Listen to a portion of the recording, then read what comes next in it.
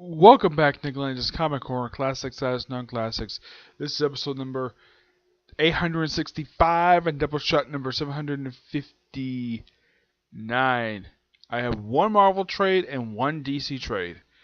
First up is Iron Fist, The Return of Kunlun. Collecting Iron Fist Volume 2, Issues 1 through 2. Iron Fist Volume 3, 1 through 3. Iron Fist as Wolverine 1 through 4, Iron Fist Volume 4 1 through 6, Uncanny Orders number 14, and material from Marvel Knights Doubleshot number 4. Here's something quite neat about these particular miniseries for Iron Fist. The one came out, and these are volumes 2, 3, and 4, released in 1996, 1998, and 2000 respectively. They are counted as part of the Iron Fist numbering. Yeah, when Iron Fist hit its when it returned to its legacy numbering last year, these three miniseries are actually counted as part of the numbering.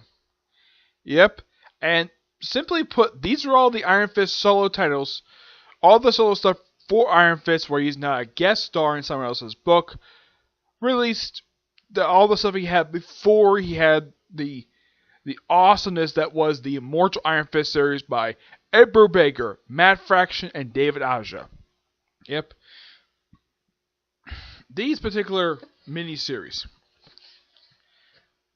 you have writers like Leen Wein, James Freder, Dan Jurgens, Jay Ferber, James Malani, and Gene Ha, who is also one of the artists of the book.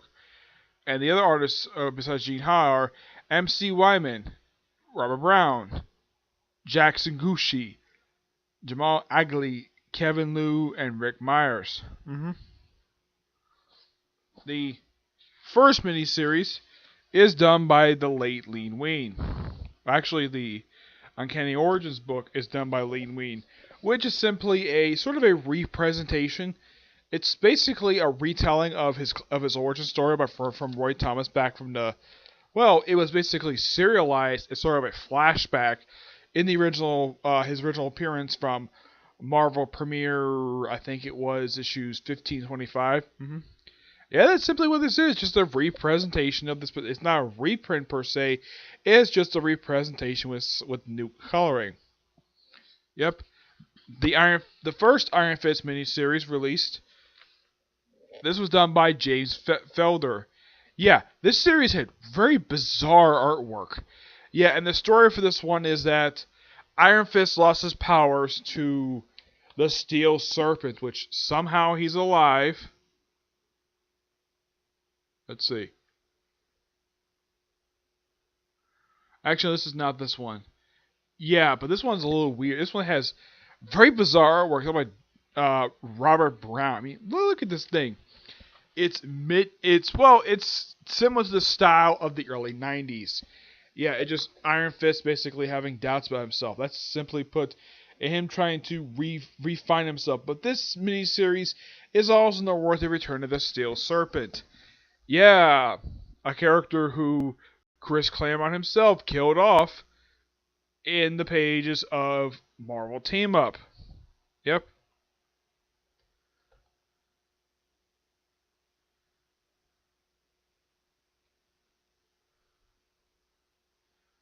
Yeah. As for how in the world this guy survived, no idea.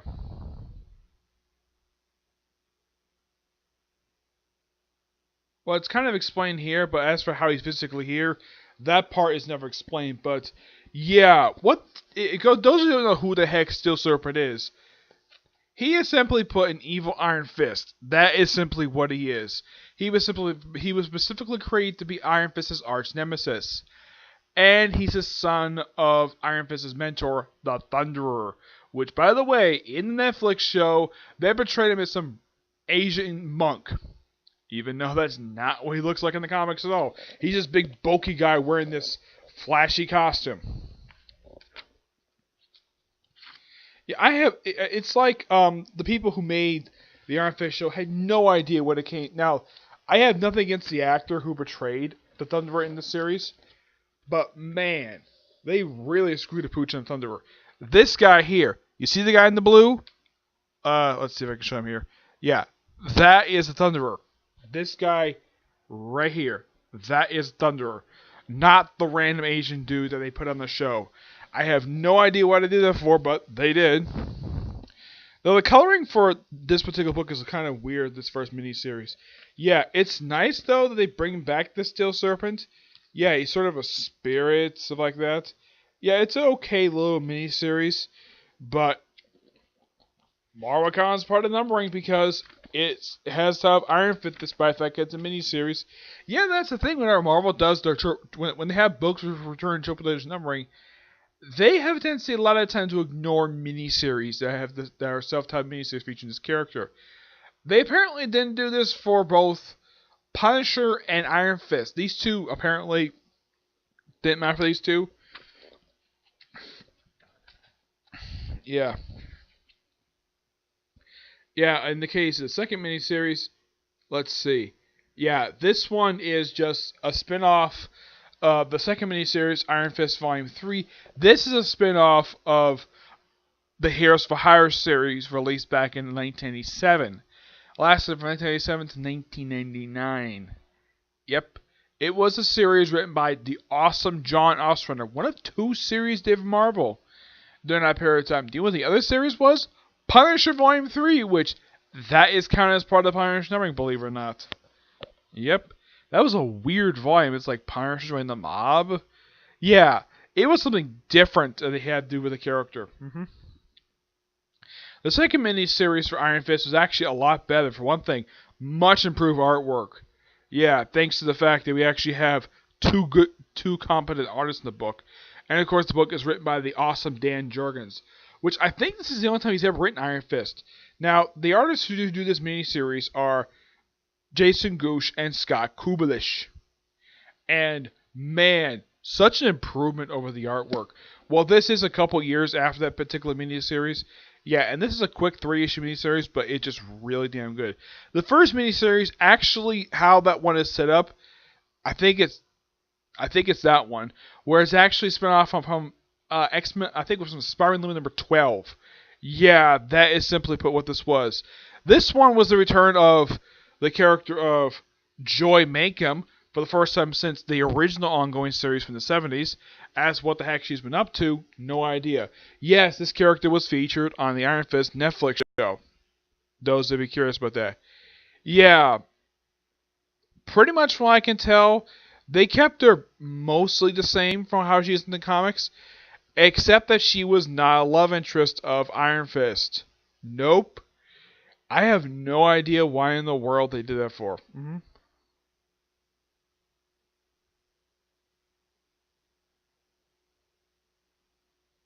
Yeah, and this miniseries also the introduction of Danny Rand's sister.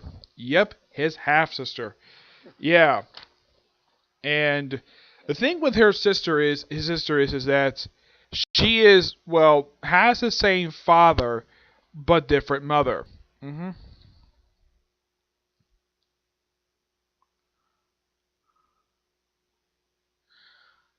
Let's see, it's not listed on here per se on Wikipedia, but Iron Fist does have a sister. Heck, I was surprised. I didn't know he even had a sister until they had the the Doctor Strange Damnation crossover. Yeah, and I think this miniseries is her introduction, but yeah.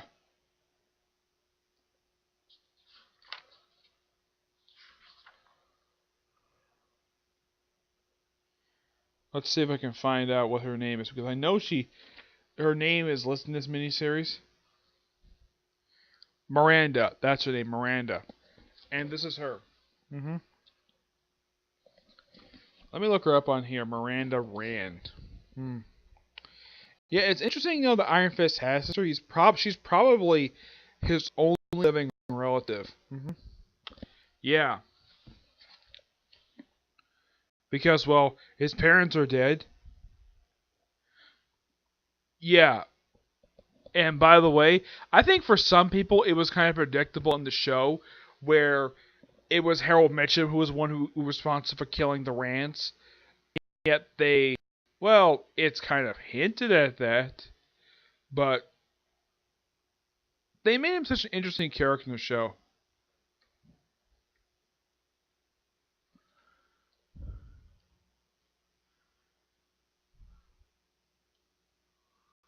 Yeah, I believe this is her first appearance. I'm gonna look her up on. I'm looking up right now. To see if this miniseries was in fact her first appearance. No, her first appearance was actually in the original series back in the 70s. Yeah, this is probably her return. Yeah, I kind of forgot about her, but yeah, Miranda Rand. hmm Yeah, but I gotta say, much better written miniseries, and interesting they made her into a villain called Death Sting. Now, the next miniseries, the Iron Fist Wolverine one, yeah, this is a team between the two of them, and they basically deal with stuff happening after the events of the Heroes for Hire book. Yeah, this book I believe was released like a year later. Yeah, it dealt with that Kunlun had basically been transported to the real world after the events of the crossover Onslaught, where most of the heroes died. Yes, which a lot of people think, and I agree with this was a dumb idea for Marvel to do, and that was, of course, during the period of time when they had Rob Liefeld and Jim Lee take over most of the take over 4 books: Fantastic Four, Avengers, Captain America, and Iron Man. Now, none of them were bad. Not particularly, no, except that in the case of Captain America, it was infamous for Captain America sticking his chest out really far, and that was Rob Liefeld for you. Yeah, that was the only book I can think of he did, because Avengers was done by James Robertson. I believe James Robertson also did Fantastic Four, and I think Jim Lee did Iron Man. So Iron Fist's like, okay, we need heroes, bring in Kunlun, a city that exists in another dimension. And where are they transported? In the middle of Tokyo. And so transform it. Yeah, it's a nice little mini-series. One thing I think this is also the first time in the Marvel Comic Universe that Luke Cage has technically met Iron Man. Iron Fist met Iron Man back at the start of the original Iron Fist series from the 70s. That was the first time they met. I think this is by far the first time I can think of that Luke Cage has met Iron Man. And they, of course, have Captain America in here. It simply puts sort of a loose Heroes Reborn tie-in. Because, well, they mention all the stuff related to Heroes Reborn. It's a great little mini-series. As for the last one here, this one is particularly a little weird. Especially since about after the end of the first issue, Iron Fist stopped wearing his costume. Oh, and by the way, this particular costume was teased frequently. Now, he never wore these boots at all in this miniseries, or the gloves. That was a complete lie. Yeah, and also from the covers of Iron Fist being costume for the whole series, he stopped wearing it to issue 1 and then to put it back on into issue 5. Yeah, it's him basically going on a road trip and him hiring a smoking hot bodyguard with a dress. Yeah, this was an interesting little miniseries, and after this, my guess is because this miniseries probably was a good financial success for Marvel. Was like, hey, Iron Fist is a good selling character. Let's give him an ongoing series. The end after 2 years. Yep. As for the Marvel Doubleshot issue, it's just Iron Fist dealing with a hostage situation. That's simply what it is. But I've all these miniseries in here. I'd say the weakest one is the first one in here, but everything gets much better with second one, especially with the much improved artwork. Yeah, but I think in the case of bringing back Steel Surfer, that's probably kind of a bad idea. Though luckily enough, Ed Brubaker and Matt Fraction can resurrect the guy fully in the March Iron Fist ongoing series. It lasted from 2006 to actually 2007 to 2009. Yep, I'm gonna get this book at 9.5 out of 10. It's really good. Now move on to something DC, specifically Superman related. We're going to talk about the ongoing series that was the sequel, well, in a way, canon sequel to the Smallville TV show. Smallville Season 11, Volume 2, Detective. Why am I reviewing this in Volume 1? Because the store I got it from didn't have Volume 1, so I got Volume 2. This set of issues is a debut of, as in the cover, it's a debut of Batman. But also Nightwing. This is thinking, Nightwing, is that Dick Grayson? Nope, it's Barbara Gordon. Though I have heard rumors, and these were very weird ones. The original plan for Nightwing was originally supposed to be Stephanie Brown. But apparently someone at DC said no Stephanie Brown at all. Though these set of issues are also noteworthy for the introduction not only of Batman and Nightwing, but also the introduction of, in the universe of Al Pennyworth, Joe Chill, Mr. Freeze, and I believe the Pranks makes his first appearance in here. Yep. Also, Lex in here. We also have Lex with Otis. Yep, Otis. Yeah, from the Christopher Reeve Superman movies. As for why the heck he's here, no, he's here to be Lex's assistant. At least I gotta praise the artist for actually having, the characters actually kind of look like the way they did in the TV show. The other one it kind of does is Lex. Though for some reason, Lex in the comic he's wearing a black glove. I do have a theory about that. I think something must have happened in the previous arc to have him do that. But that's probably a nod to the late 80s Lex Luthor. You know, with the one black glove. Yeah, that's probably a nod to that. My guess is the writer who wrote this book is Brian Q. Miller, who was also the writer, believe it or not, of the Stephanie Brown Batgirl series. Yep, same guy. Yep. And they also have no, they don't have Dio. They have later. Yeah, pretty much they're in here just to find Joe Chill and the connections to Intergang. It's interesting though. We have Joe Chill gets arrested, and then simply put, they have Batman joining up with the Justice League at the end. And apparently, according to this, Chloe Sullivan has actually been trying to get contact with Batman for some time. Now, I have heard the reason. Now, those of you ask, if Batman's first appearance here, why didn't he appear on a TV show? There is an explanation for that. Legal reasons. Yes. The Smallville producers, from what I've heard, did want to put him on the show, but because of legal reasons, him and Wonder Woman could not appear on the show. Because of legal reasons. And plus also, there was the Christopher Nolan films going on the period of time when the Smallville was on the air, that they really wanted to put him on there, but because of the Christopher Nolan films, they couldn't do that. In the case of Wonder Woman, because they tried to give her own live action TV series in the 2000s.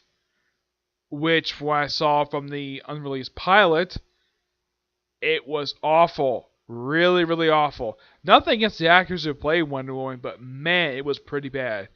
This book is actually really good, and I love the way Brian Q. Miller writes Batman. He writes me so interesting.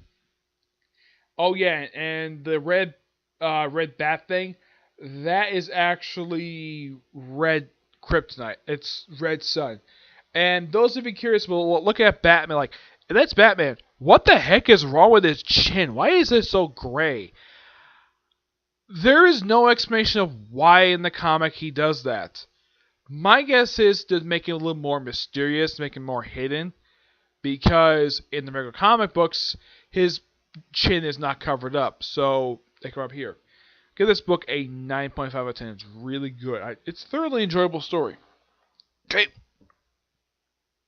So, that's it for this particular review. Stay tuned for my next review. Stay tuned for my next comic corner. While we're going to do 2 more Smallville trades. Okay? But until you see the next review. Bye.